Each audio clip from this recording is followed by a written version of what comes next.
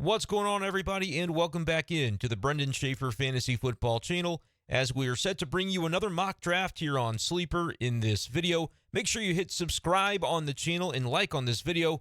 Drop your comment below on the next type of mock draft you'd like to see on the channel because we've got just about a week before the NFL season kicks off and the mock drafts sort of fade away and we start talking about managing our teams throughout the season, which includes waivers, that includes lineup decisions, start sits, and more importantly, trade strategies. That's going to be a big part of the channel moving forward. So make sure you hit that subscribe button for fantasy football content all season long. As I've been doing these mock drafts, I've been practicing a lot from toward the back half of rounds, toward the turn. I'm in a league coming up this weekend where our draft is set. We know the order, and I'll be from the 10 spot. So I've been practicing a lot of those videos, maybe not so much in the videos, but just kind of on my own, so as not to give it directly away to my league mates what I'll be doing in those situations. But I decided I needed to do some more mocks from the early portion of the round, just in case I have any snake drafts where I end up from, say, the number 3 spot, which is where we're going to go ahead and lock things in for this episode of the mock draft podcast, so to speak, that we're putting on here. So let's go ahead and get started. We use Sleeper, just like always. And, of course, Sleeper is doing weird stuff to us. Like, I don't think Austin Eckler's ever going to go ahead of Christian McCaffrey, but whatever. There is a chance that Jamar Chase makes it to number 3, so I am going to accept that, appreciative of Sleeper for dropping me Jamar Chase in this instance.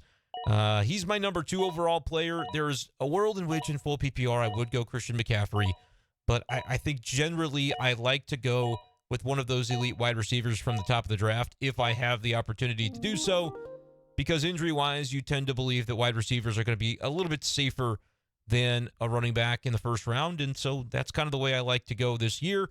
Justin Jefferson and Jamar Chase, you really could go either order on those guys. I know typically you see Jefferson as the 1-1, but I wouldn't be opposed to having Chase go there, so I'm thrilled to get him at the 1.3. Taking a look deeper into the situation here as we are in the second round at the 10th pick.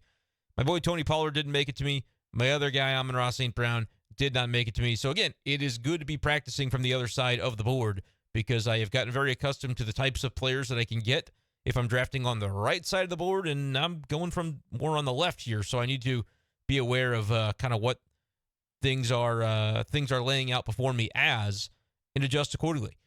The running backs in this range, Jonathan Taylor is a whole situation right now, going to be out for the first 4 games of the season, so basically don't draft him. We could get Mark Andrews, though, but I'm not going to do that. I'm going to go Chris Olave. Oh, barely under the gun.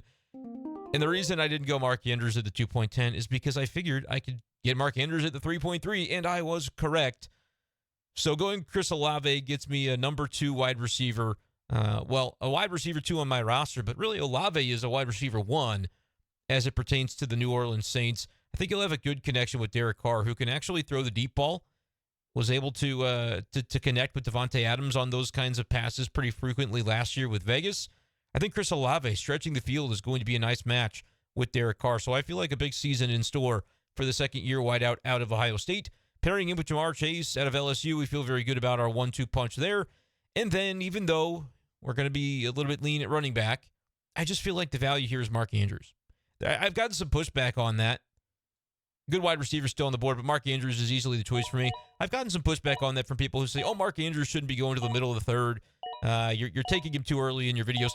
I don't care. I am telling you, I'm calling my shot as, I don't know if he's one of my guys, because I tend to believe that a lot of times the my guys end up being guys you take in the middle rounds where you're just more able to scoop them up with ease, because if you've got a guy you absolutely love and he's going in the 7th round, to make sure you get him, you could just draft him in the 6th, like consistently. But for Mark Andrews, if I am drafting from the 1, 2, or 3 draft position in a 12-team league, most of the time Mark Andrews is going to make it back to me on the turn, and there isn't a chance that I am leaving the 2-3 turn without Mark Andrews in full PPR in 2023. I'm just not going to do it. So happy to get him in this position right here. We've got our 2 wide receivers and our tight end all accounted for. How do we want to approach this? We could go with the flex. We could grab our first running back. That would be nice. I'm not loving the value at wide receiver here. Amari Cooper, Terry McLaurin, I'm not too into those guys relative to some of the guys with more value. I think behind, like Christian Watson, maybe even DJ Moore with consideration. Quarterback has even been hit pretty heavily early on. So it's a little bit early at the 4.10 to do this, but I'm going to take Alexander Mattison because I'm starting to see the light a little bit on what his workload could be in the Minnesota offense. Dalvin Cook was there. Now he's not. It's a pretty simple equation, especially when you factor in that the Vikings haven't necessarily found their RB2 that they really trust behind Madison. I'm not totally a believer in the talent of Madison or the ability that he has to fill the workhorse role for a running back room, but he's going to do it. I mean, the Vikings are giving him that opportunity, so I feel like he's a guy that we can safely take there too. He's not like a right RB1 by any means. You can see how many RBs had been taken off the board before him. Breece Hall going one pick before him. I would have loved to have gotten Breece Hall at the 410. Just feels a lot safer getting him at 410 rather than early in the fourth. But Alexander Mattison, we can live with that. And now we're in the fifth round trying to figure out, are we going to go flex? Is there another running back that we want to take? I think quarterbacks went off the board way too early in this draft, so we're just not really compelled to take one here. Can't stack DJ Moore with Justin Fields, but maybe we take our shot on DJ Moore anyway. Usually taking Christian Watson if I'm on the other side of the board.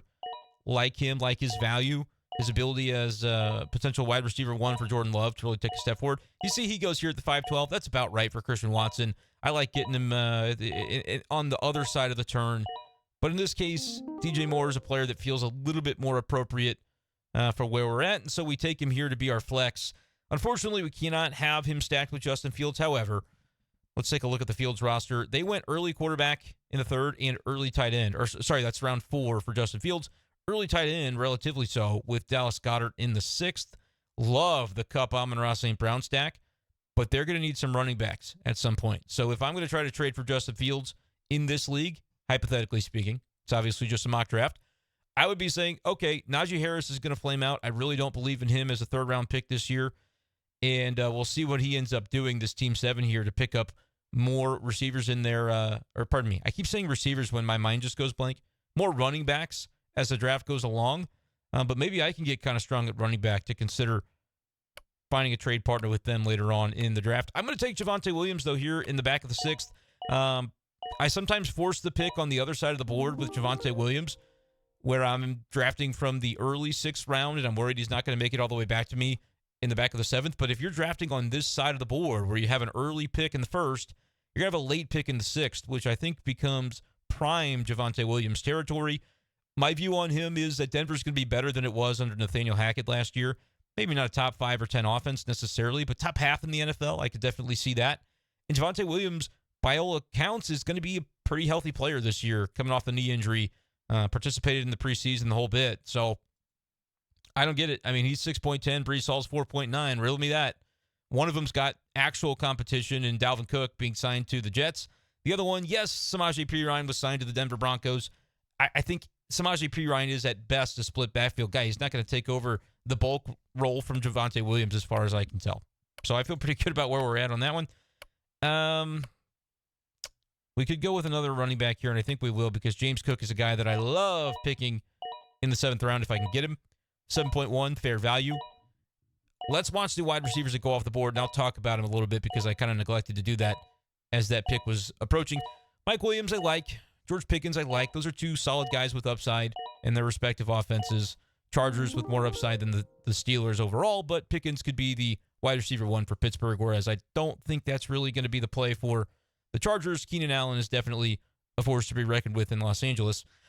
Looking elsewhere, Hollywood Brown's going to get targets. There's no doubt about that, but I don't want to invest in too many low-volume offenses, and I don't think the Cardinals are going to have the ball very often because I don't think they'll be very good. Jackson Smith-Njigba, especially after he returned to practice, according to the alert that I saw from Sleeper earlier this afternoon, I think he's a great pick at that point in the draft. Jahan Dotson, a really good pick in the 8th, as is Jordan Addison. Boy, that's an area where you go, man, that's just value, value, value. You could go on the turn Dotson and Addison, or JSN and Addison, JSN and Dotson, and be in a great spot. But we're just going to have to pick from some other options at wide receiver, which we do have some rookies that dropped to us in Zay Flowers and Quentin Johnston. We like both of those guys, but I'm a little bit higher on Gabe Davis, the post-hype sleeper.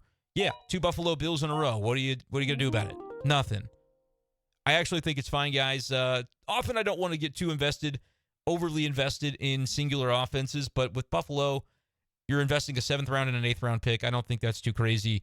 It does scare me a little bit toward the top of the draft. I want to see if I can find it. Look at Team 7 here drafting Amon-Ra St. Brown at the 2.6. I think that's lovely value. I don't have a problem with that. But if then you were to come back and say, oh, I want, where's the running back? Jahmyr Gibbs, and to stack in the 2-3 turn or middle of the 2-3 rounds, Gibbs ends up going early 4th. That, for me, it's more applicable here at like the 9 spot. If you go Amon-Ra and then you're tempted to go Gibbs on the way back because you don't think he'll make it back to you in the 4th round, that's a little bit early to go too heavily in on one offense, even a Lions offense that I think will be pretty good. But I don't mind doing it in the 7th, 8th round. Stephon Diggs says you should draft Gabe Davis on your teams. So that's what I'm doing. Pretty simple. Zay Flowers did get picked, but Quentin Johnston did not. We're going to take QJ. We're going to get a little bit of a share of that Los Angeles Chargers offense that we have been saying some nice things about. I'm a little concerned about what we're seeing from Quentin Johnston in preseason. There are different reports that he's having an inconsistent work up to the season, an inconsistent training camp, whatever the case might be. I can remember hearing some really bad things about Jamar Chase, though, his rookie season. Couldn't see the football, so he couldn't catch it, having drops. Jamar Chase turned out okay. I'm not saying Quentin Johnston is a talent level applicable to Jamar Chase's talent level, but at the same time, I like rookie wide receivers when I can get them at a value. I think the 9th round is a value for Quentin Johnston for what he could potentially be in an explosive Chargers offense this year. So let's take a look at where we're at. Alexander Mattison, Javonte Williams are our running backs.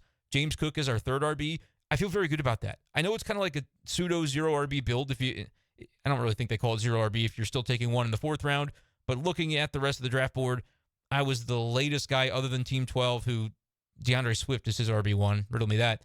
But other than that, everybody was taking RBs early. So we went a little bit more heavily at other positions at wide receiver and tight end in this draft. But I feel very good about the running backs that we have. I feel good about the wide receivers that we have too. But I don't know if Sky Moore is going to make it back to me, so we're taking him. Adam Thielen being taken. Sky Moore may not have made it back to me. Devon A-Chain goes off the board, which makes us a little bit sad. But at the same time, I think our bench is basically full.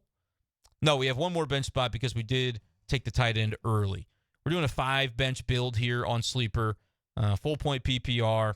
So we went over the running backs. We've only got 3 of them. We definitely want to get a 4th.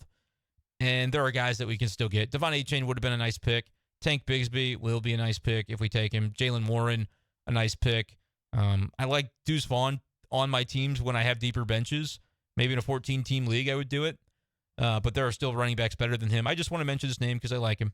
I think he's the RB2 for the Cowboys by midseason. He can take snaps away from Malik Davis, Rico Dowdle. I don't even know if those guys even made the Dallas roster. I guess I could look that up. But nevertheless, wide receiver, to have Gabe Davis, Quentin Johnson, and Sky Moore on the bench, that's sick. We're taking Jalen Warren. It's a toss-up for me between Tank Bigsby and Jalen Warren. They're both in similar situations as kind of the RB2 that could threaten to take away some work from the RB1 on their respective teams.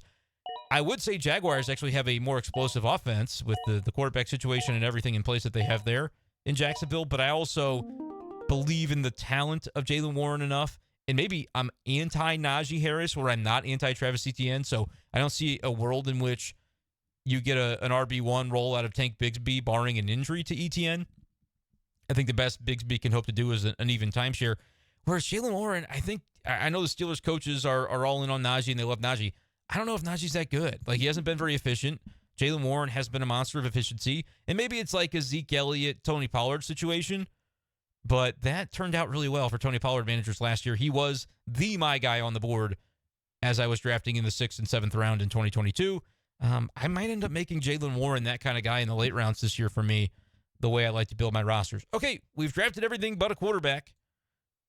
There are still some decent ones available. And because we have Chris Olave on our roster, the name that sticks out to me is Derek Carr. How much fun would it be to see some 60, 70-yard bombs taken to the house by Chris Olave and get basically double the points because of Derek Carr as the guy throwing in the football? I wish Sleeper would show me the queue that remains, the players that are still on the board. I don't know how to do that. If anybody else does, let me know. We get a nice, good look at the draft board here. I feel very good about the way this shook out. Other quarterbacks considered late, if you're just going to basically stream the position, which Derek Carr kind of is if he's your QB1 and your only QB, you're basically streaming. You don't have to stick with him the entire season. The reason I would be compelled to is because of having Chris Olave in my wide receiver slot. But I like Sam Howell as a week 1 streamer. I keep saying that on all my videos because he plays at home against the Arizona Cardinals in week 1. I think that's a nice setup for him to have a good week 1. So if you need a streamer, that's who I'm suggesting. But taking a look at this roster, I kind of like the way that it played out. Derek Carr's very mid in terms of fantasy quarterbacking, but we can get away with it because I think we're strong at the other positions. Alexander Madison is going to be the worst RB1 in this fantasy league, in this 12-team league, but no, actually, he's better than Najee Harris, even though Najee was taken earlier.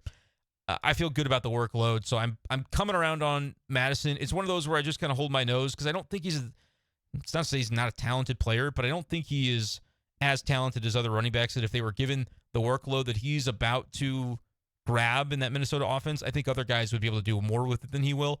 But at the same time, opportunity is king in fantasy football, so yeah, we don't mind Madison there, especially when we know that we've got Javonte Williams, who's got some upside as our RB2. James Cook, very well. I probably start James Cook over Javonte Williams week 1 just because I want to see how they ease Javonte in off the knee, whereas James Cook, I think, is locked and loaded as maybe not a 3-down workhorse in Buffalo. He may not quite get the goal line, but he's going to be the PPR guy that you want. He's going to be on the field more than half the time. I think the snap share goes up for him in 2023. He's going to be, he's an explosive offense.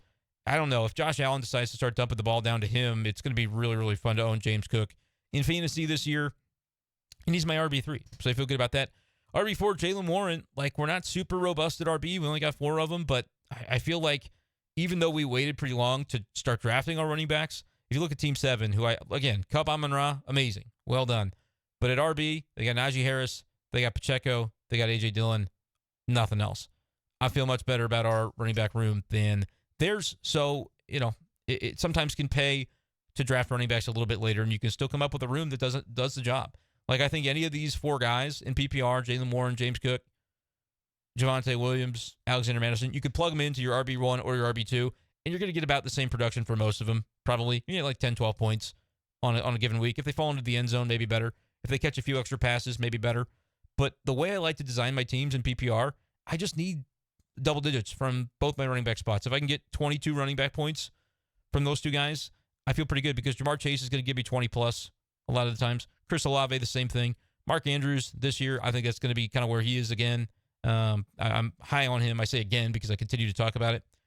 Love his situation. DJ Moore is a pick that I didn't talk a lot about as I made it. We can scroll back to kind of check him out at the 5.3 where we slabbed him.